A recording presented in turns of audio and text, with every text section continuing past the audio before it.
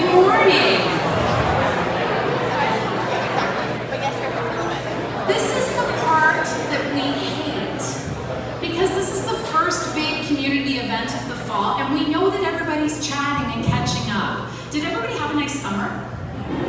Right? These are the important things we need to talk about this morning, but my colleague Jennifer is at the back. She's going to wave her arms at me for the next hour to keep us on time, and she told me I had to start. So we are going to start on time and end on time, because that's what we do at the food bank. Welcome to the Food Bank of Waterloo Region. This is our sixth annual Waffles in the Warehouse. It is my thrill to have you here today. My name is Wendi Campbell, for those who I have not met. I am the CEO of the Food Bank of Waterloo Region. We started this event in 2014 to be able to have an opportunity to welcome the community into our distribution center as an opportunity for people to learn a little bit more about our work, what actually happens in this building, to sort of see the depth of the work that we do in our community and the impact that your support has on providing food assistance throughout Waterloo Region. This year, we're taking a look back at 35 years of feeding our hungry neighbors. The food bank started in 1984 as a solution to provide food for people in our community who are really struggling with unemployment, that were struggling to find resources to support their needs and the needs of their family. And providing food was a really short-term measure, supposed to be a short-term measure to help families get back on their feet. But what it has become is a critical community resource and essential services to help those in need in our community. Last year in Waterloo Region, our Community Food Assistance Network provided an estimated 3,544,000 meals to 34,552 people, 40% of who are children. Individuals and families that are still struggling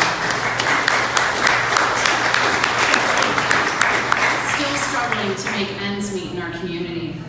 The reality is hunger can impact anyone, anywhere, at any time in this community. And we're going to talk a little bit more about that a little later on in the program.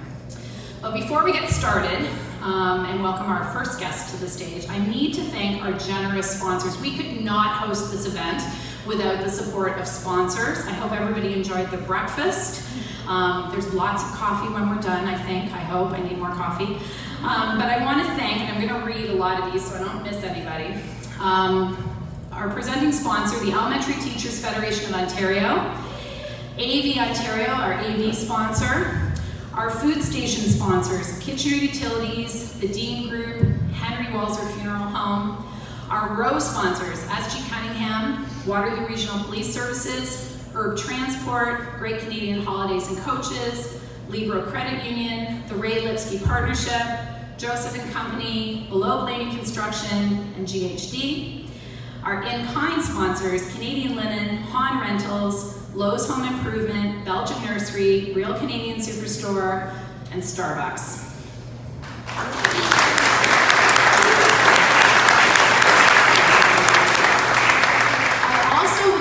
Special thanks to our staff and volunteer team. The volunteers who were here yesterday unfortunately aren't here to hear this, but we are going to send them a huge thank you email tomorrow.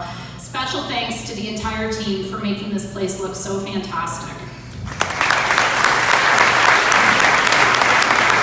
For those of you who have not been here before, what you aren't going to see is that within 20 minutes of you leaving here this morning, this will be a fully functioning warehouse and deliveries are going out that door. So it's a pretty impressive feat to get this event ready.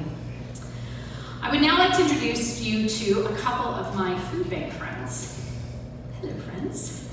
Joanne Santucci is the Executive Director of Hamilton Food Share. She started the organization 28 years ago on a desk built from banana boxes and duct tape. Now she raises $7 million in food for people in Hamilton living in poverty. Welcome. And Marc is the former president of PepsiCo, a Canadian food business. As an advocate for hungry Canadians and the former chair of PepsiCo Canada, Marc brings a wealth of knowledge, expertise, and passion to the table. And I'm going to ask him to join me on the stage to chat about our journey and the future of food security.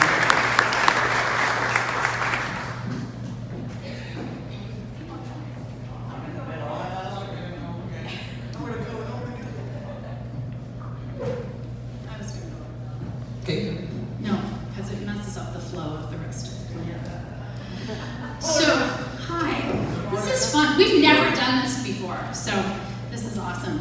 Thank you guys for joining us. I'm actually going to start with the informal introductions now. So I did you guys sent us your bios, we did the formal introduction. Here's my informal introductions. So I met Joanne in 2001. I'm testing your memory. By the way, we are much younger than we look. So I met Joanne in 2001. It was a couple years after I started here at the food bank, and I had been sent to Toronto to pitch a collaborative project to our provincial association, then the Ontario Association of Food Banks, now Feed Ontario. And it was a project that was going to break a bunch of rules, but we pitched it anyway. And a couple of months later, Joanne and I literally figured out the details on a cocktail napkin. So we're going to talk a little more about that later. And then a few years later, I think it was 2015, I met Marc at a Food Banks Canada conference. And the Food Bank of Waterloo region had just won an award, I think it was the Innovator of the Year award. And I did a little thank you and took it as a great opportunity to share some learnings here in Waterloo region with my peers across the country. And I believe the words I used in my speech were around turf, territory, and ego, and how important it was for our food bank partners to get rid of history, to get rid of the things that had happened in our past so that we could move forward and use the progress that we had made here in Waterloo region with our food assistance network as an example. And I finished my speech and decided to go out to the lobby for some fresh air or wine. And Marc followed me, thinking, oh my gosh, the board chair just followed me into the lobby. I'm in big trouble for saying this. And I don't know if you remember what you said to me, but it was along the lines of, I can't believe you said that, but I'm so glad you did, because it needed to be said, and we need to do a better job to help feed hungry Canadians. So what you have before you today are three incredibly passionate people who know the importance of collaboration, who want to feed hungry people. So thank you for being here. I'm going to start with Joanne. Sorry, you've been here the longest. So you've been in this food bank world since pretty close to the beginning, 28 years? 29 years. What is the first thing you remember about entering the world of food banking, but how has it changed? How has it changed since you started? Well, first of all, it was such an incredible experience on three different levels. The first level was the honor of having such a job. Like, it's just unbelievable that we have this honor for 30 years. So that was the first thing that struck me, kind of washed over me. The next thing was how ill-equipped we were back then to even understand the magnitude. We were just getting the tip of the iceberg then and trying to deal with that until we started doing a lot more work, a lot more evidence-based data, a lot more stuff coming through. And I think the last thing that was incredible in the very beginning was our naivety around, if you do the work and prove that our citizens are going hungry, the babies aren't eating, that people are struggling, of course, if the sources, the government, all we have to do is prove that, do a proof of concept, and they will come to the table. And I think those three pieces for me were the beginning of, what do we do? So for me, those were incredible. That honor now has really evolved to an absolute, never changing, always looking forward commitment to change the condition that keeps hunger proliferating across our province. That's my first and foremost, right? Secondly, understand that evidence-based really has to come to that table. I don't know how much more we can do in that area, but we just did a survey with Master University right now that actually says, like, first of all, when we first started, people were going a couple days without food. Now they're going, we have people, 400 households in Hamilton alone, that are spending 100% and more on the rent. Well, how do you do that? You sell your furniture, you sell your wedding bed, you sell whatever you can in order to put food on that table. So we have people who are going without a couple meals a day to people who are now at risk of becoming homeless. So that is the pendulum swing that we're at from where are we, how do we help, and here's the condition of hunger now. What do we do as soldiers in that war? And Marc, you joined us a little later, coming from the corporate world, to get involved with Food Banks Canada and I believe volunteering at the Mississauga Food Bank. What was the biggest surprise for you as you entered the food banking network? Well, first of all, thanks for having me here this morning, Wendi. It's a pleasure to be here and help contribute to the success of your operation here. So I've been volunteering, as a private citizen in my local food bank for 20 years or so. And I was telling Joanne, I remember, scraping the floors with a toothbrush because that's all the equipment they could afford back then to clean up the warehouse. And so I understood the need for resources and commitment from corporate Canada to help propel the food banks into kind of a more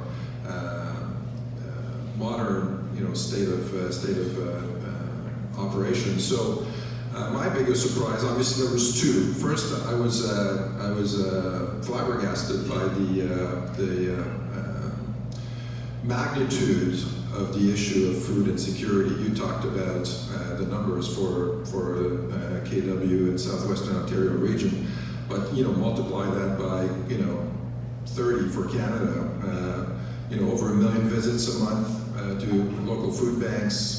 Almost 900,000 Canadians visiting food bank, at least once a month. It's just staggering, when we consider the numbers. And so it kind of validated my decision to get involved more actively at the national level. And then secondly, and you and I have talked about this on a number of occasions, and you referenced it in your introduction, I was really surprised at the lack of unity within the food banking network, how local food banks operated in a bit of a silo and isolation of one another. So across the board, there was a lack of collaboration, and then up and down from the national organization to provincial associations and the local food bank, there was also a lot of disconnects. So I thought, we're all working for the same cause, we're all trying to accomplish the same thing. How can we better get together and create some unity in how we feed hungry Canadians? And it's interesting, a couple things that you both said, and I look out at this room of our community supporters and how thankful we are that you're not only here, but that you help us with those things. So back in the beginning, we were expected to do things with nothing. So you're just a charity. You're a charity. You can't spend money on this stuff. We actually have a floor scrubber now. Like, how great is it to actually have a floor scrubber that somebody helped us purchase so that we can keep things clean? Like, it's those basic things that those partnerships are really important to help our business to make sure that everything is safe. So we talked a little bit about how Joanne and I met. We started, the Food Bank of Waterloo Region started food bank distribution services in 2002. And for those who don't know, it was a project where we had identified that there was a large quantity of corporate food donations available in Southwestern Ontario that nobody was picking up. So small food banks in towns like Simcoe and Paris and Leamington had access to corporations, but they had small little food banks that were only serving maybe 25 or 50 families a month. And so we piloted a project to be able to go and pick up those food donations, bring it back here, but then break it down to support those small, medium, and large food banks in Southwestern Ontario. And we got a lot of flack for that, believe it or not. We were, criticized for growing. We were criticized for breaking the rules and working outside of our territories. People were worried that we were taking things away from other organizations because we had scaled up our operation. But then we had our friends in Hamilton who were the first to jump on board with the project. So Joanne, tell us a little bit about the impact of that food bank distribution services project to Hamilton. It was another amazing story. Just sitting at the desk thinking, how do I get more food in here? How do I get a bigger place? How do I get 2 more trucks? You're constantly thinking about resources. How do I do it? How do I do it? And the phone call comes, and it's, I don't know if you understood the saying, a hub and spoke model. That's how it all worked. Somebody had the source of the food. It went to the hubs, which was a Hamilton, say the hub, and we got it out to all the agencies in Hamilton, all across from Hamilton down to Niagara. What Kitchener was introducing was a new piece to a model that had been working for, almost working for 15 years, and it was now a distribution center where everything from a quarter of a province would come to this distribution center. The workload was immense. And I remember there was a big tag to it for us at the time, right? And I didn't care what it cost because it was going to do 2 things. It was going to connect 2 communities who are so passionate about hunger. It was going to diversify all of our supply. So where we didn't have access to a lot of the things growing out in this area, you didn't also have access to some manufacturing manufactured in our area. So it was a wonderful compliment. Not only was that, I think we almost, in 3 years, doubled what we were bringing in. And it was specifically because of this project and the people brave enough to actually do it. So it was amazing. I also wanted to say thank you, as always. Thank you very much. It was a great project, and it still is. It still is, and it's evolved and it's changing because the food industry is changing dramatically. So my question for Marc is connected to that, the food industry piece. And what can you tell us about the evolution of corporate philanthropy in the food industry? Because for us, if it wasn't for the food industry making those donations, your volume wouldn't have doubled. We wouldn't have continued to run the project all these years, which, by the way, has moved 30 million pounds of food since 2002 through the network. And Waterloo region has actually benefited in addition to that because we are actually a partner in the project. But Marc, from your perspective, why is it important for the food industry to partner with food banks, especially now when the food industry is changing so much and our donations are actually declining from the industry? Yeah, so that's a really good question, and realize I'm going to bring a kind of a PepsiCo color to the answer. But I think it's reflective of what has been happening in corporate Canada. So if you go back, a few decades ago, and I think Joanne and I were there when that happened. There was not a lot of awareness in corporate Canada of issues like food insecurity and poverty and homelessness and those kinds of things. So it was really kind of a spotty kind of engagement.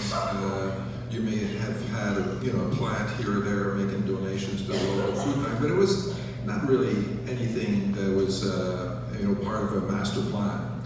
And then I'd say maybe 20 years ago, when the issue of corporate social responsibility kind of surfaced and became important to many corporations, including PepsiCo, we kind of started thinking about having a more organized and thoughtful approach to corporate giving. And I know at PepsiCo we chose to partner with food banks via Food Banks Canada, and we have plants and warehouses across the country. And so having more dedicated resources against a single cause allowed us to be a lot more effective, a lot more efficient, engage employees where corporate initiatives in charity giving became a way to build your brand as an organization. So that was kind of growing and developing over the last few years. I would say more recently, Wendi, the pressures to make the quarterly numbers for corporations have put pressure on donations, and you referenced the fact that donations have actually been declining, in the corporate world. And in my experience with Food Banks Canada, corporate giving represents like 90% of the budget of the food bank. So individuals do contribute, but when a Walmart decides to give $5 million, it takes a lot of $10 donations to get up to that. So more recently, I think there's been a shift away from operating businesses like PepsiCo Canada to the foundations of these companies that have been created.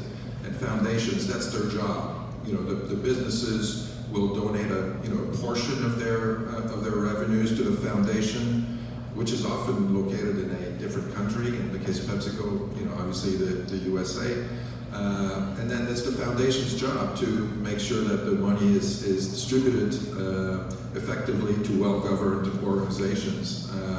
And so that's good and bad, right? The bad is it seems like you're now dealing with entities and people are far away and hard to reach. The good news is, in the food world, food banking remains the #1 cause that is supported by large foundations. And that led to sort of pretty big grants from foundations like, the Loblaw Foundation, the President's Choice Foundation, Walmart Foundation, as well as more recently the Enterprise Foundation. I also wanted to talk a bit about corporate, involvement. I banged on every door in the early 90s. I'm not kidding. I put my foot in every door. I got slammed on, and I couldn't figure it out. And finally I asked the CEO just to sit down with me and tell me why. If you know people in your community are going on your way, wouldn't you help? And he goes, liability, short and simple. If I give to you, you give to somebody, they get sick, what happens? So I go back, okay, that was a big nugget of information nobody knew. We go back to our Ontario people and say, look, if we can put a little survey together of what the heck is going on with our people, ask them two questions. One, the other thing they were afraid of too was, what if there's something a little wrong with the packaging and they come to a food bank? What if when they back up and running and productive in their lives, what if they don't buy our stuff because that was a little marred for some reason, but everything inside was wonderful. After we did this little survey, the results were that, first of all, that's the first local they're going to. That logo that helped them when they were down and out, that's where they're going, that's where their purchases would be. And second, we then said we need to establish legislation. I love food bankers, man. Put a challenge in front of them and they will tear it down. I'm telling you right now. We have legislation. So we have the Good Food Act now. The Good Food Act was mirrored around the Good Samaritan legislation of the states, and it said that once that dog passed your dog, you are wholly responsible for that food. That upped our game, because then came health and safety, then came all the standards, then came the way to move forward. The floodgates opened at that point, and then it was just about changing the philosophy of that CEO, not could they or couldn't they. And being able to go to a donor, and we do this all the time, and talk about refrigerated trucks and temperature control and the cold chain, the health and safety in this building, our national food safety standards, which was a huge committee effort with food safety professionals from multi-sectors to help us with that. If you had Waffles this morning, they were in our Fresh Approaches Food Center, which we created to have a clean space to ensure that if we were repackaging food, we were following all those standards. And to be able to have that conversation with the donors is a big plus for us. It's not a bunch of pickup trucks. The stories I've heard about, the pickup truck came to pick up a couple of boxes of food to donate it to the local food bank, that's gone. For us anyway. And also, we have legislation. Food banks are responsible for two types of legislation. One is the Good Food Act, and the other is the Farmer Tax Credit. As Wendy's talking about, the call for fresh and more nutritious food and that. So we also had to connect with the farmers. Like, a lot of people think of the food bank and they just have a little nice little picture of handing someone a couple bags of food. But that's the tiniest tip of a massive iceberg and a massive way of moving forward for people who are so committed so children don't go hungry in their home. And you have brilliantly segued to my next question, because I wanted to call this panel Beyond Macaroni and Cheese.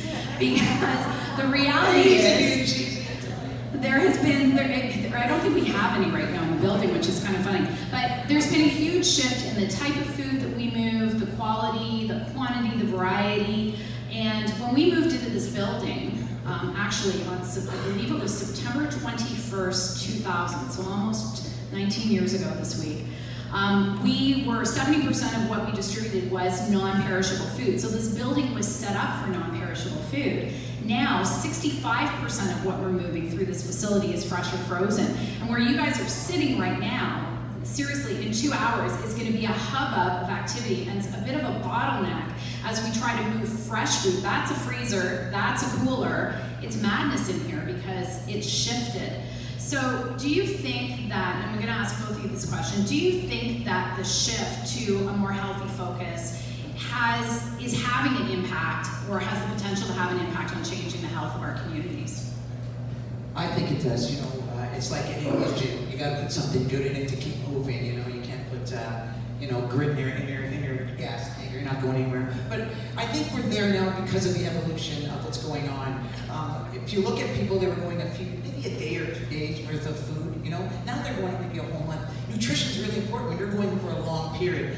What we wanted to do was just show people who are going hungry, and provide the data, and then it was really hard to shake rolling temper. Rolling temper was really hard to shake that, but we really had to. And I think because people are going longer now, and there's a deeper need, I don't see it widening. I see the poverty deepening now in our community.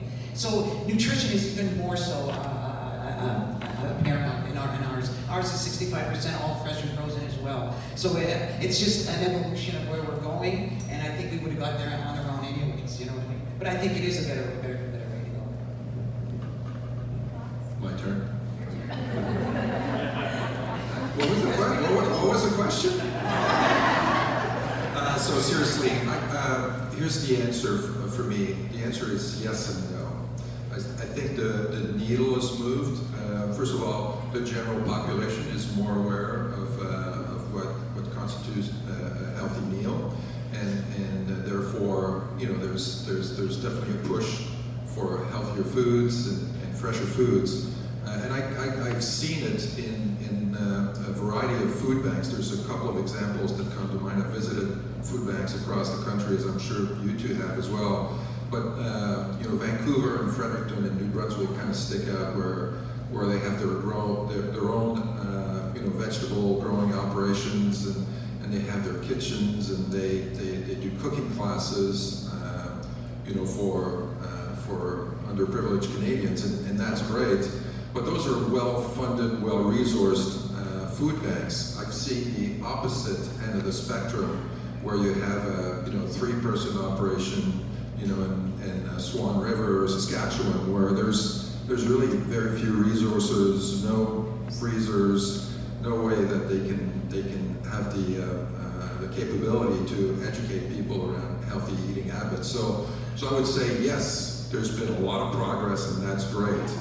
But there's a long way to go to make sure that these trends and capabilities are reflected across the entire network.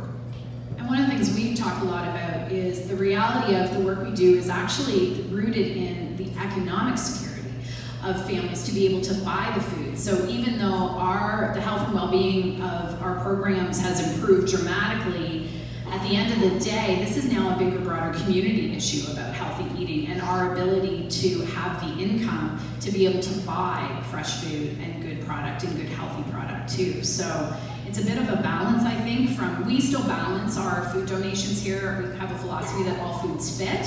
And so we do still accept cookies and chocolate, but we focus on the food groups if we're purchasing food or if we're sourcing food, but we want to create a really good balance for people as well. But at the same time, do some of that advocacy work about the economic security that people need so that they can be able to purchase food for themselves. So it's an important piece of the puzzle.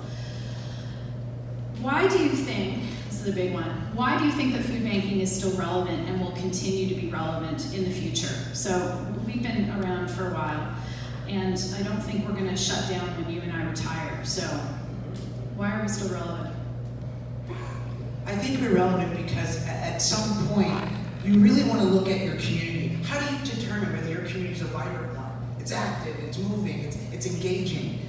The way I decide whether my community is or not is how we treat our vulnerable people in that community. We're only as strong as that weakest link. We have to strengthen their ability to participate, strengthen their voice to speak. I don't know, for me, I think we're relevant because if we go away, who will speak for them? Who? Even when I retire, I'll be out there. You cannot stop me. But we have to up our game. If I could just say one little story, honest to God. People think of food and think people being hungry. It's so much more than that. And I had this little story about when I was going to work, and the sun was coming up. My son was in the back, and the sun was very busy. Like, I was trying to drive to work, and he kept screaming in the back, "Mom, the sun, the sun." And I go, "Well, what do you want me to do about it?" And he said, "Move it." So I turned left, and all I heard in the back says, "Thanks, Mom." I got to leave. That's what it's about. A child believed I move the sun. You know what I mean? Like, because of that, we have parents whose windows are rattling at night time. The door looks like someone's coming through. They live in a horrible place with horrible conditions. And I think, what do their children think? Do their children think their parents are movers and shakers and can do the work? Or are they just kind of thinking, maybe they don't know? It's interrupting the very fabric of our families. And that's but if you could take anything away today, that's what it is. How does a parent cope with that? And how do we give them the strength to keep moving forward? That's why I'm doing it. How do you follow that? So, the mission of the food banking organization countrywide is to make themselves obsolete so that there is no one to serve anymore. But realistically, that's just not going to happen. Certainly not in my lifetime. The numbers are growing. I was reading in the newspaper this morning that the average value of the assets of a Canadian household declined last month for the first time. So Canadians are getting poorer, and so the need for food bank remains very, very real. continue to grow, and that's why we need to be better at what we do. We've come a long way, Joanne, I completely agree with you. We just need to be better in order to feed the needs of the Canadians going forward.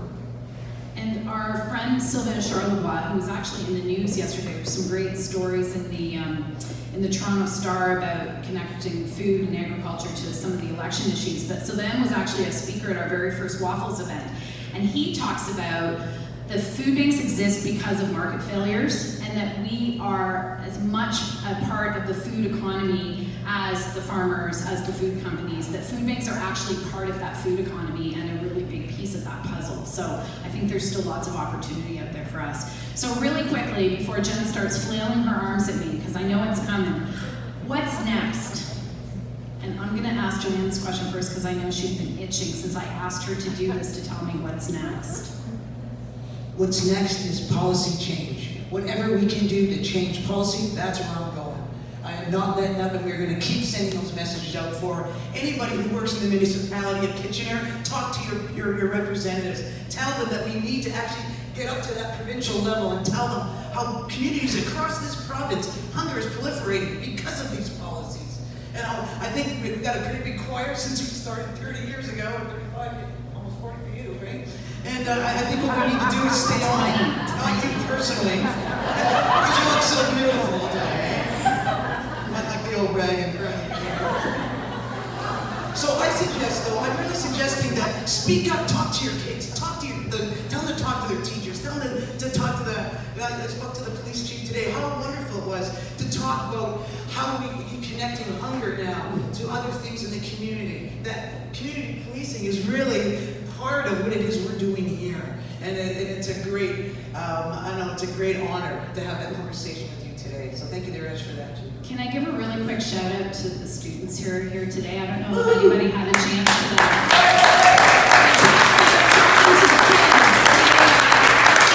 They're amazing educators, realize the importance of exactly what you just said, and educating these kids to talk to them a little bit more so that they can talk and be the future of some of this policies change. So welcome, you guys. Marc? So first, I'm gonna throw some flowers your way, Wendi and Joanne. I'm less familiar with your operation, but I'll tell you, if every food bank in the country operated like what you have here in Kitchener, Waterloo, the world and our country would be a much better place.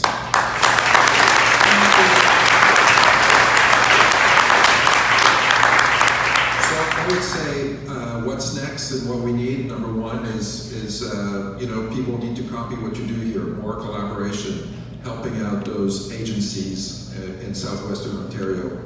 Two, more capability. So we need donors who work with food banks locally, provincially, and nationally to help build the capability of the network, inventory systems, distribution, warehousing, and so on and so forth.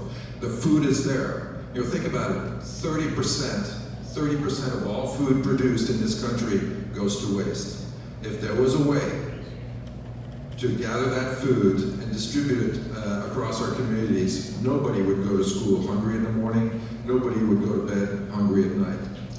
And then thirdly, I think we need a more united voice to speak with government. We need people with passion, with a consistent message, who know who to talk to and when to talk to governments, the media, and donors. If we can do those three things, heck, I may be wrong. Maybe there won't be any food banks by the time I kick the bucket.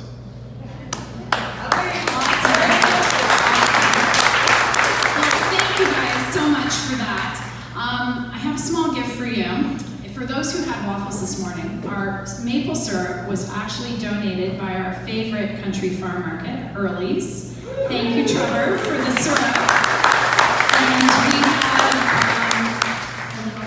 have a little gift for you that is representative of that this morning. So thank you guys so much for joining.